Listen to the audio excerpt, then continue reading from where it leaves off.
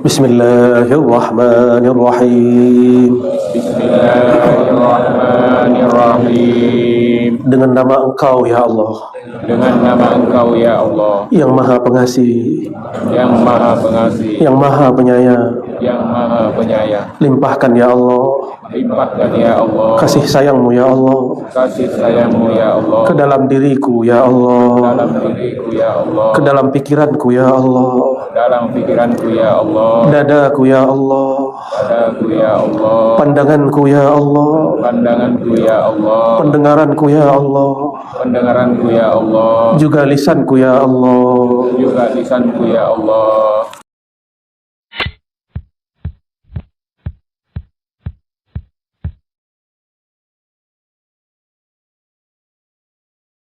Supaya berceramah tidak hanya pakai ini, tapi menyertakan kolbu dalam berceramah. Anak kecil, walaupun akalnya belum sanggup, tapi kolbunya bisa sanggup terima. Itu dalilnya saya sendiri. Buktinya, dalil itu bisa berarti bukti. Kecil kita nggak sanggup berpikir keras, seperti orang-orang tua. Tapi jika sudah berbicara ilmu kolbu, zikrullah, anak kecil sanggup mendengarnya, walaupun tidak paham-paham secara akal, tapi secara ruh dia bisa merasakannya. Bapak Ibu yang makan Allah, terakhir yang mau saya sampaikan, kolbu itu ada 3 jenis. Ada kolbu yang mayit, mati. Ini kolbu tidak bisa diapa-apain. Sawa'un alaihim fa'anzartahum am lam tunzirhum la yu'minun. Diajak zikir enggak bergerak, diberikan zikir tetap mati. Itu kolbu yang mati. Semoga kolbu kita tidak ada yang mati. Insya Allah hadir di sini berarti kolbunya tidak mati, ya. Dan siapa yang mau mendengar kajian ini walaupun rekamannya, insya Allah tanda kolbunya tidak mati, karena kita sedang bahas kolbu yang hidup. Tapi mungkin kolbu yang kedua, kolbun marid, saqim, kolbu yang sakit. Makanan kolbu zikrullah, makanan kolbu Quran, Qurannya Allah, kalamullah. Tapi tuan-tuan ini tidak mampu menikmati zikrullah. Kenapa? Tidak tahu cara menikmatinya. Ini lafaz nama Allah kan banyak. Ini sudah jadi hiasan luar. Kapan dia menjadi hiasan di dalam? Nyamankah mata melihat ini? Nyaman? Ini bagus, tapi lampunya mati. Bisa dinikmati? Tak bisa dinikmati. Maka lampunya itulah iman. Orang yang percaya maka bercahaya kalbunya. Tinggal diisi, dihias nama-nama Allah. Satu nama cukup. Allah, akan terang, akan indahnya luar biasa. Allah, Allah, Allah, Allah, Allah. Nanti tinggal diganti Allahur Rahman, Allahur Rahim. Barulah benar kalam ulama, qalbul mu'min baitullah, qalbul mu'min arsyullah. Kalbunya orang beriman, baitullah, masjid. Masjid dibuat kaligrafi. Oleh karena itu Imam Bahauddin An-Naqsyaband mengatakan apa? Aku mengukir kalbuku dengan nama Allah. Lalu Allah memberikan cahaya. Indahnya bukan main. Jangan-jangan kalbunya kosong nih. Ini kalau ada bangunan tidak diisi, tidak ada yang masuk, gimana? Siapa yang tinggal dalam? Ular. Jangan-jangan ada ular di sini. Siapa yang tinggal? Binatang-binatang berbisa. Makanya ketika orang mendekat kepada rumah kita, rumah tubuh ini, orang-orang tersinggung dengan lisan kita. Orang-orang sakit hati. Kenapa? Karena tidak pernah dibersihkan dari ular, dari kalajengking. Masuk ke dalam, pengap. Kenapa? Pintunya tidak pernah dibuka. Tidak ada angin yang masuk. Nama ibundanya Bu Hajah Fatimah, Atirah, ya. Atirah itu artinya bau harum surgawi. Bau harum surgawi. Dan atiratul qulub hubbun Nabi sallallahu alaihi wasallam. Pengharum kolbu, kalau tadi kaligrafinya, penerangnya, pengharumnya adalah baginda Rasulullah sallallahu alaihi wasallam. Di bumi Nabi Muhammad sallallahu alaihi wasallam jika jalan, itu tempat yang beliau lewati harum. Sekian menit semua orang tahu sang baginda baru saja lewat. Sama jika kolbu ini sudah dilewati oleh nama sang baginda Nabi Muhammad SAW, itu kolbu akan harum. Jika dia berkalam, kalamnya harum. Jika dia berkata-kata, katanya indah. Sudahkah kolbu ini harum dengan nama Sayyidina Muhammad SAW? Sudah belajar sirah Nabi, tapi suka menyalahkan orang, suka merendahkan orang beda faham, berarti nama Rasulullah belum bertahta di dalam. Jika tanda rumah orang Islam biasanya, walaupun ini tidak wajib, ada kaligrafi Allah, Muhammad, betul. Sama di sini juga harus ada dua nama itu, dua sifat Nabi Muhammad SAW, ya, juga harus ada, ya, menyenangkan orang lain. Jangan nunggu disapa orang, sapa orang dulu. Jangan nunggu kita gini tangan orang mengulurkan salam, kita dulu yang salam. Adakah yang hadir ini lebih mulia dari Rasulullah SAW? Tidak ada. Rasulullah jika ada bertemu orang, tangannya duluan. Tapi jamaahnya gak ganas. Jamaahnya teratur. Kapan mereka baru agak berebut? Kalau sudah lepas dari tangan Nabi. Jadi Nabi itu kalau berwudu, ambil air, ada seorang sahabat menuangkan, di bawahnya ada ember kecil. Nabi selesai berwudu baru semuanya. Jadi mereka berebut di sisa itu, bukan pada Rasulullahnya. Beliau ketika selamat, teratur. Coba bersalaman kepada guru yang tertib, ya, sedapatnya. Jika tidak dapat, cukup memandangnya. Itu sudah cukup, ya. Saya ulangi, kolbu yang sakit ini biasanya diberi makannya, dia tidak menikmati. Yang paling enak di Makassar apa? Coto Makassar, ya. Apa lagi? Konro. Apa itu? Daging ada tulangnya. Konro. Saya kira itu nama silat, konro. Ternyata ada daging tulang. Itu kesukaan Rasulullah SAW. Tulang iga. Kalau bapak-bapak ini lagi sakit, makan konro, muntah enggak? Muntah atau bau apa ini? Ya, kenapa? Karena tubuh kita sedang sakit. Bukan konronya yang dibuang, apalagi coto Makassarnya yang dilempar. Siapa yang harus diobati? Tubuh. Itu dia. Jika nama Allah tidak nikmat masuk ke dalam kolbu, berarti dia perlu diterapi. Bawa kepada ahlinya. Jangan zikir dibid'ahkan, ya. Jangan selawat dibid'ahkan. Kalau ada orang nangis lagi sholawat, kita nggak nangis, seperti kolbu kita yang masalah. Jangan kemudian bilang kayaknya ini bid'ah ini, ya. Jangan begitu. Bapak Ibu yang karena Allah, jadi kolbu yang sakit cirinya apa? Diberikan makanannya, dia tidak menikmati. Makanan kolbu apa tadi? Zikrullah. Dan yang ketiga, kolbun sahih, kolbun munawwar, hati yang bercahaya, hati yang sehat.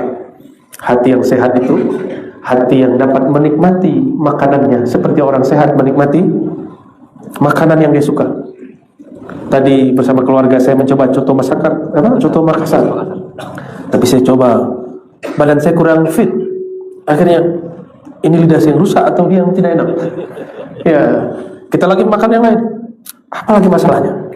Tapi orang sakit bolehkah berhenti makan? Tidak boleh. Harus terus dikasih makan secukupnya, tapi tidak boleh berlebihan. Ada resepnya, benar tidak? Sama. Zikir walaupun belum nikmat, kalau sudah ketemu mursyidnya, gurunya, amalkan saja zikirnya. Nanti lama-lama kolbunya akan sehat, hilanglah semua sakitnya, insya Allah. Dan saya pastikan yang hadir malam ini, kolbunya antara sehat dan sakit. Ada yang dekat kepada sehat, ada yang dekat kepada sakit, tapi tidak ada yang mati. Alhamdulillah. Pesan saya cuma satu, fas'alu ahla dzikri in kuntum la ta'lamun. Datangi ahli zikir, minta ilmunya kepada beliau. Hadzal ilmu sudur, falazimu ahla. Begitu kata Syekh Sulaiman Zuhdi Al-Makki. Ini ilmu dada, ilmu kolbu. Maka beradablah kepada ahlinya. Ambil ilmu dari yang punyanya. Mungkinkah ingin sate, datang ke seafood? Saya nyambung. Ada dibuatkan sate tapi tidak nikmat, datang ke ahli sate. Ingin belajar zikir, jangan bertanya kepada ahli fikih, nanti dibid'ahkan, ya? Kecuali fikihnya dia mengerti tasawuf. Kalau tidak, semua orang salah sama dia kecuali dia, ya. Itu sayangnya ahli fikih. Padahal fikih hakiki yang mengenal Allah Subhanahu wa ta'ala. Sudah 9:30, jadi ada tanya jawab. 2 boleh, ya, 1 laki-laki, 1 perempuan.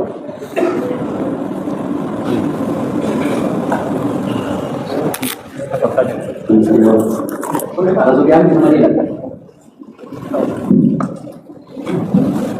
Bismillahirrahmanirrahim. Assalamualaikum warahmatullahi wabarakatuh. Waalaikumsalam warahmatullahi wabarakatuh. Alhamdulillah, nikmatnya sangat luar biasa selama ini yang bisa menatapmu ya di YouTube. Alhamdulillah bisa melihat langsung apakah bisa menunjukkan beliau. Yang ingin saya tanyakan di daerah saya khususnya, ya, saya Sumbar, Sulawesi Barat. Jauh sekali. Ya. Ada beberapa di sana golongan yang katanya ahli zikir, namun cara berzikirnya itu kadang melepas bayi, baju, joget-joget dan ada yang sebagainya seperti itu. Apakah zikir seperti ini memang dibolehkan atau bagaimana? Karena kalau kita lihat zikirnya itu biasanya lepas baju, buang kopi dan begitu. Ada juga yang goyang-goyang kepala sambil berteriak-teriak. Bagaimana itu? Oke, baik. Langsung ya. Oh, satu lagi. Perempuan. Oke. Ya, yang keras saja. Jalan saja. Bisa ke sana.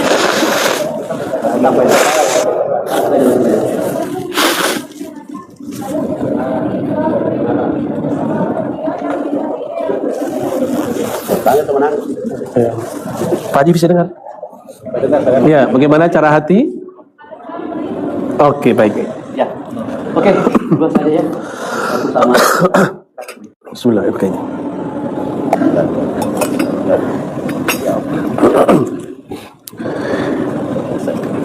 Pertama, untuk pertanyaan untuk Adinda ya, siapa namanya? Samsul dari Sulbar ya. Pesan untuk diri saya sendiri dan kita semua, perbanyak husnuzan. Ya, ini kaidah seorang muslim yang kamil, muslim yang sempurna, asas hidup dia dimulai dengan husnuzan, berbaik sangka. Yang kedua, dalam surah Al-Isra disebutkan wala taqfu ma laysa laka bi ilm. Tidak mengikuti, tidak mengomentari, tidak menyalahkan, tidak membenarkan, tidak menerima, tidak menolak sampai betul-betul mengerti. Ya. Kejadian kayak tadi mungkin namanya ratib saman, ratib berdiri namanya. Ratib berdiri itu ada adabnya, bukan ratibnya yang salah, mungkin adab dia yang salah. Ya. Ratib saman itu ada tekniknya, itu ada di kitab. Jangankan di Makassar, saya ke Bau-Bau di Buton, itu ada manuskrip di keratonnya Buton, isinya sama dengan zikir orang Makassar. Terus kita usut, Sultan Syekh Muhammad Aidrus di Bau-Bau ternyata pernah ngaji di sini, lalu kemudian ke Aceh, lalu ke Madinah, karena dia dulu seorang tapitan. Zikirnya berdiri, namanya ratib berdiri. Alladzina yadhkuruna Allaha qiyaman wa qu'udan wa 'ala junubihim.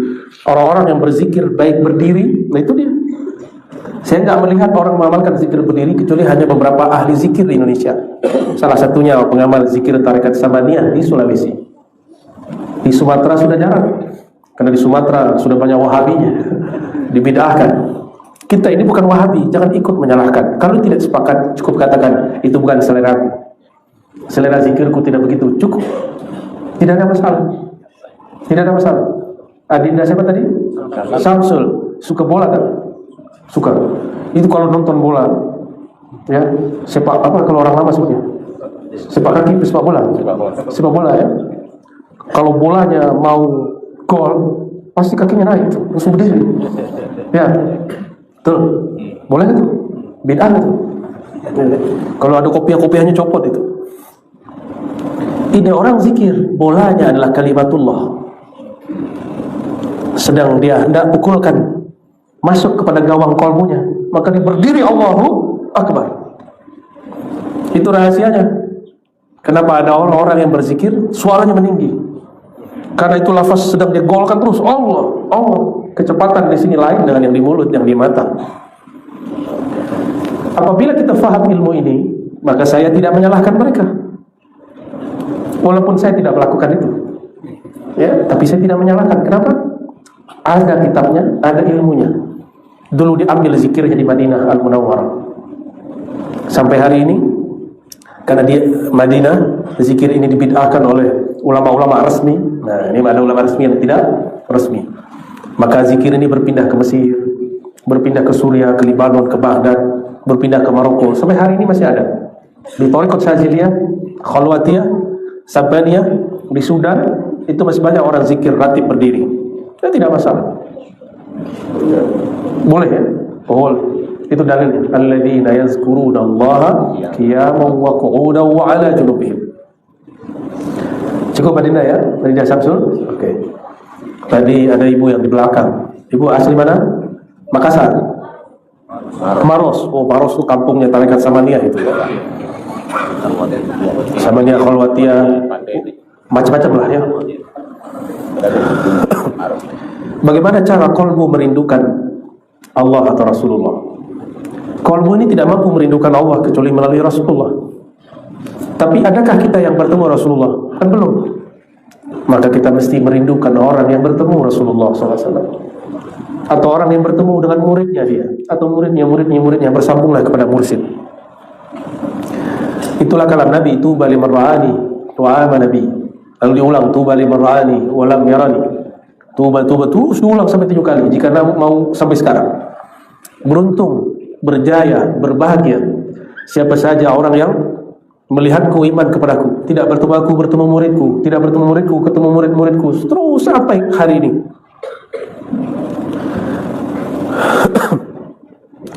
Oleh karenanya Rasulullah memberikan sallallahu alaihi wasallam apa?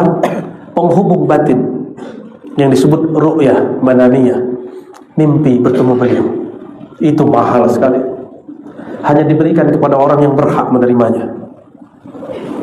Tidak diberikan kepada orang yang kolbunya berisikan kebencian-kebencian. Kita ini semua pendosa, tapi jangan pembenci. Semua ini punya maksiat dalam diri kita. Nggak ada yang mata bermaksiat, telinga maksiat, lisan maksiat, kolbu maksiat. Semua ada maksiatnya.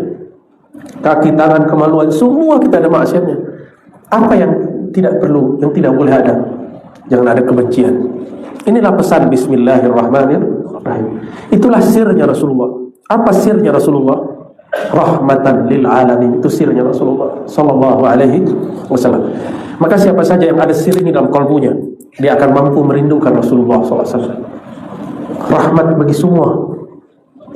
Ini baru satu thariqat sudah benci thariqat lain. Baru satu manhaj sudah benci manhaj yang lain. Baru satu mazhab sudah merendahkan mazhab yang lain. Baru satu guru merendahkan guru yang lain. Bagaimana akan dapat sirnya Rasulullah sallallahu alaihi wasallam? Tidak mungkin dapat. Jadi mulai ambil sir ini, sir rahmatan lil alamin. Coba mulai menyayangi pohon disayang, kucing disayang. Jangan ditendang kucingnya. Apalagi disiram pakai air panas. Ya, tidak baik. Semut pun mulai disayang, kecuali yang mengganggu baru boleh dibunuh. Jangankan itu, kata Rasulullah SAW.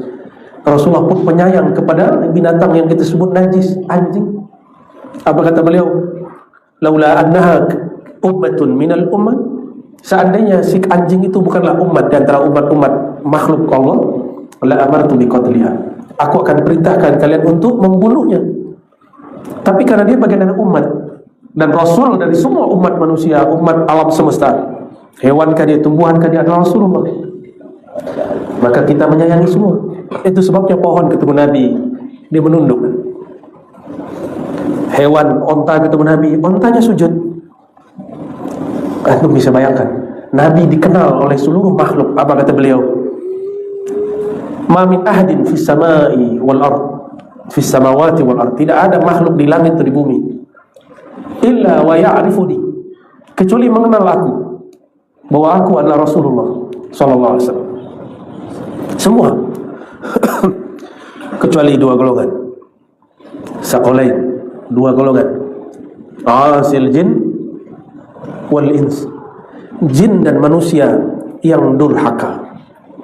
Semua merindukan Rasulullah sallallahu alaihi wasallam kecuali yang durhaka, mendurhakai sifat Rasulullah sallallahu alaihi wasallam.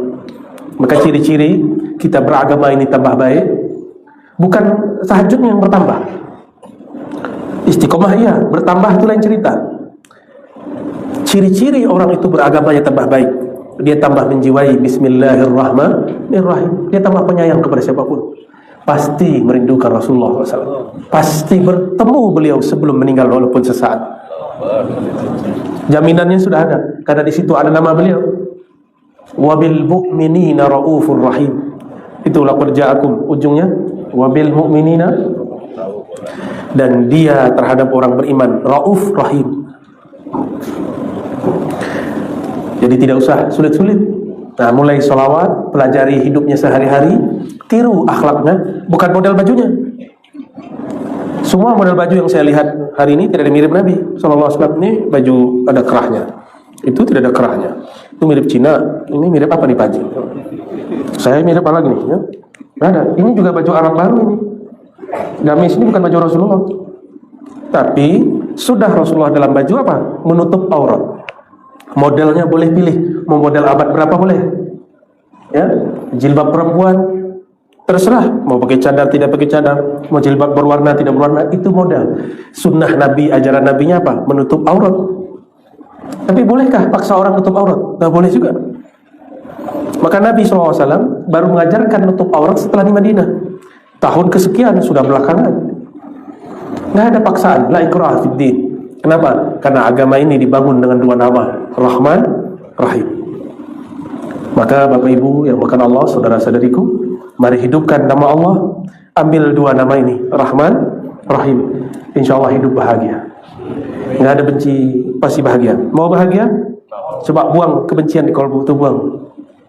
Ya, mau buang? Mau malam ini dibuang? Oke, coba ikutin saya baca syahadat. Asyhadu an la ilaha illallah. Ulangi 3 kali. Asyhadu an la ilaha illallah. Asyhadu an la ilaha illallah. Wa asyhadu anna Muhammadar Rasulullah. Wa asyhadu anna Muhammadar Rasulullah. Lagi. Wa asyhadu anna Muhammadar Rasulullah. Wa asyhadu anna Muhammadar Rasulullah. Ayo pegang dadanya. Bismillahirrahmanirrahim.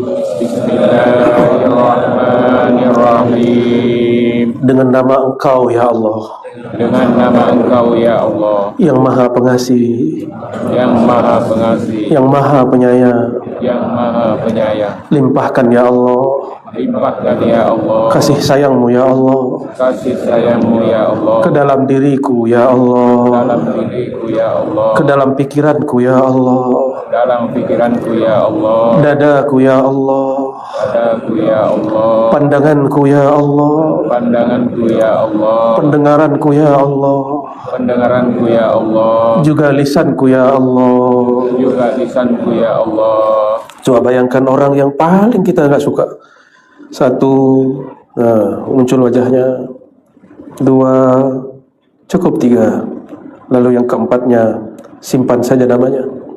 Bayangkan wajah mereka. Katakan ya Allah, ikuti ya Allah. Ya Allah, Hati kami masih membenci orang-orang ini ya Allah. hati kami masih membenci orang-orang ini, Masih dendam ya Allah. masih dendam ya Allah, Masih sakit hati ya Allah. masih sakit hati ya Allah. Ya Allah, Ya Allah, dengan rahmat rahim-Mu ya Allah, dengan rahmat rahim-Mu ya Allah, kasih sayang-Mu ya Allah, kasih sayang-Mu ya Allah, hapuslah ya Allah hapuslah ya Allah rasa benci ini ya Allah. rasa benci ini ya Allah. Kepada, sebutkan nama orangnya, hapus wajah dia. Satu. Kepada yang kedua, yang ketiga, lalu semuanya baca Bismillahirrahmanirrahim. Lagi 3 kali. Bismillahirrahmanirrahim. Bismillahirrahmanirrahim. Bismillahirrahmanirrahim. Ya Allah, Ya Allah, Ya Allah, Ya Rahman, Ya Rahman, Ya Rahman, Ya رحيم يا رحيم بحق الفاتحة يا para nabi alaihi wasallam amin wa sallallahu ala sayyidina Muhammad walhamdulillahirabbil alamin. Coba diusap mukanya. Insyaallah kalau nama Allah di kalbu hilang tuh nama orang yang dibenci. Tapi kalau namanya belum masuk berarti akalnya masih main. Insyaallah sudah hilang. Setiap hari sebelum tidur seperti itu. Sebelum tidur baca syahadat, pegang dadanya. Sebelum baca bismikallahumma ahya wa amut, pegang dadanya sejenak dan rasakan bangun tidur itu segar. Bangun tidur itu terasa nyaman karena tidak ada kebencian. Karena benci itu yang membuat sengsara. Pernah patah hati, sakit hati, marah, tidur. Bangun tidur lelah, capek. Maka cara supaya kita bahagia, buang semua kebencian. Kita tidak membenci kecuali yang dibenci Allah. Maka kita tidak perlu benci, cukup Allah yang membenci dia. Ya? Sudah mau jam 10 ya. Itu oleh-oleh Thariqat Naumiyah, Thariqat sebelum tidur. Diamalkan hanya cukup sebelum tidur, syahadat, baca bismillah 3 kali, bayangkan orang yang kita benci, hapus. Maka saya tidak pendendam, insyaallah. Ya, langsung saya delete. Yang mendelete Allah juga, yang menghapus Allah juga. Saya izinkan mengamalkan semuanya. Silakan diamalkan. Ya, sebagai penutup Nabi SAW mengatakan, apa kata beliau? La yamutanna ahadukum illa wa huwa yuhsinu dzanna billah. Jangan kamu mati. Kita tidak tahu kapan mati. Tidur itu saudara mati. Mungkin tidur mati dalam tidur. Mungkin juga tidak. Maka sebelum kita tidur, baik-baikkan kalbu. Ya, apalagi yang ada masalah dengan orang tua dan saudara, tetangga, cepat selesaikan hari ini juga, malam ini juga kalau bisa, minimal di hati. Besok kita datangi kalau umur dipanjangkan Allah. Sepakat? Jangan ada lagi yang masih benci dengan saudaranya, ya, kesel sama orang tuanya, nauzubillah minta. Barangkali itu Pak Haji, ya. Semoga Allah ridhoi yang membangun masjid ini. Amin. Allah berkahi siapapun yang berwakaf ke masjid ini, yang jadi takmir di masjid ini, yang jadi muazzinnya, imamnya, jamaahnya, semuanya Allah berkahi. Amin ya rabbal alamin. Bihaqqi sayyidina Muhammad sallallahu alaihi wasallam.